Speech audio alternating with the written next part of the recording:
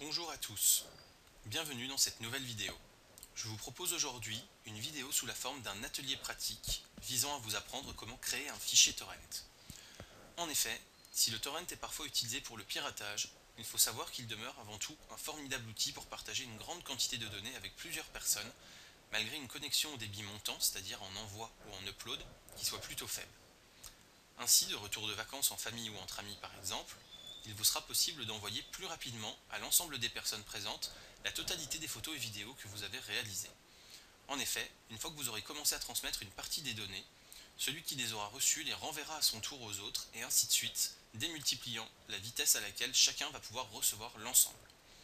Idéalement, si les fichiers envoyés pèsent par exemple 5 Go et qu'il y a 15 personnes à qui vous souhaitez les envoyer, vous n'aurez guère plus de 5 Go à envoyer depuis votre ordinateur, alors qu'en partage direct, il aurait fallu envoyer 15 fois les données et cela aurait été 15 fois plus long.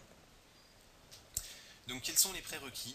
Il va d'abord falloir que vous installiez un client BitTorrent. Il va également falloir donc que votre famille ou vos amis installent un logiciel équivalent. Moi, je vous conseille également d'installer un logiciel de type WinZip, WinRAR, 7zip, etc. pour créer une archive sécurisée avec un mot de passe et une encryption, puisque là, il va s'agir donc de diffuser des données qui sont personnelles et qui n'ont pas à tomber entre les mains d'autres personnes. Donc pour télécharger le logiciel, vous pouvez vous rendre sur le site de Numérama, qui vous propose une liste assez vaste de logiciels BitTorrent, puisqu'il y a même 3 pages. Pour ma part, j'ai décidé de me contenter du client de base, le client BitTorrent, que l'on retrouve donc ici.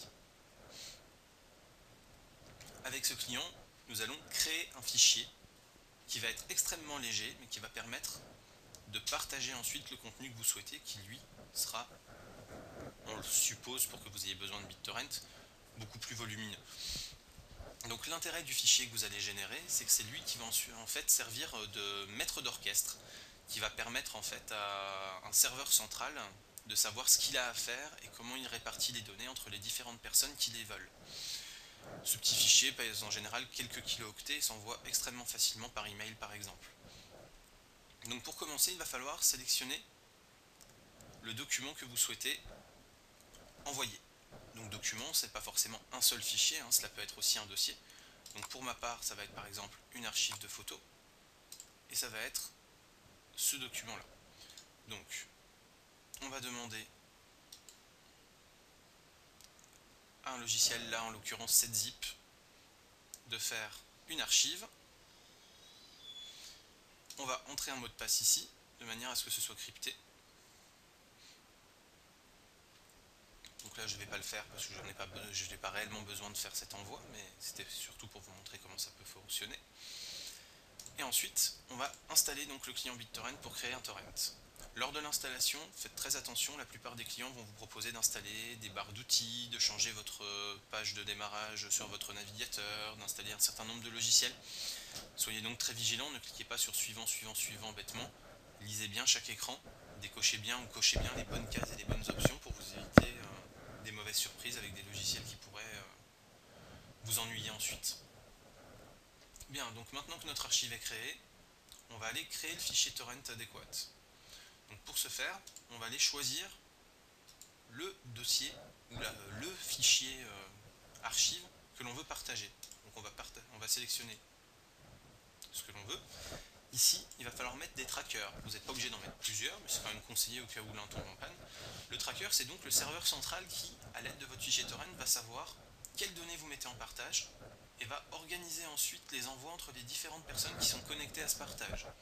Ce qui fait que si vous avez 10 personnes qui sont en train de télécharger le même fichier, vous allez vous uploader au maximum de vos capacités sur une connexion ADSL classique autour de 120 kO par seconde.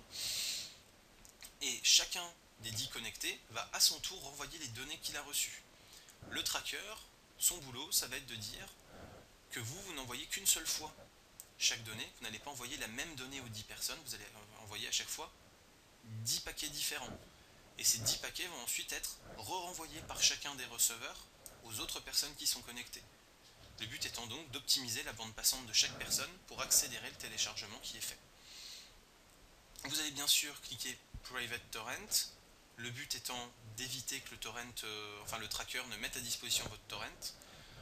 Et dans le doute où le tracker ne ferait pas bien son boulot, c'est pour ça que nous avons créé une archive que nous avons sécurisée avec un cryptage avant, ce qui fait que la personne qui tomberait dessus par hasard n'accéderait pas facilement à vos données personnelles. Et ensuite, on va bien sûr cocher la case Start Seeding, qui signifie qu'à la fin de la création du fichier torrent, il va falloir se mettre en ce qu'on appelle en seed, c'est-à-dire en tant que source, et donc être prêt à envoyer le fichier. On va donc créer le fichier, le sauvegarder, et une fois l'enregistrement effectué, vous allez donc vous retrouver ici au statut seeding avec une disponibilité du fichier à 100%. Vous n'avez maintenant plus qu'à retourner dans l'ordinateur, aller chercher le fichier torrent constituant le partage, donc vous voyez il ne fait à peine que 16 kg, donc il est très facile à envoyer par email, et inviter votre famille ou vos amis à ouvrir ce fichier là à l'aide d'un client BitTorrent qu'ils auront également installé préalablement.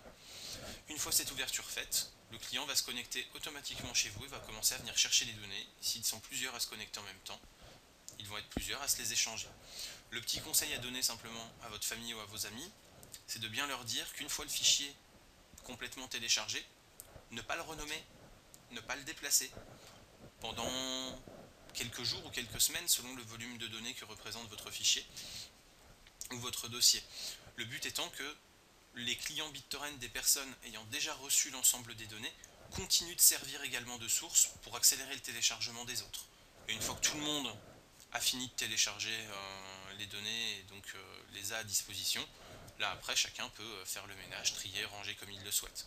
Au pire, si les gens veulent déjà ranger sur leur disque dur à un autre endroit, soit ils choisissent directement au moment où ils veulent télécharger le torrent, puisque ça peut leur être demandé à quel endroit ils veulent aller enregistrer le résultat du téléchargement, soit ils copient au lieu de couper ou de supprimer, ils copient, ils font une duplication des documents là où ils le veulent, ils le laissent en partage pendant un temps, et une fois que le partage n'a plus lieu d'être parce que tout le monde a récupéré les données, ils le suppriment pour faire de la place.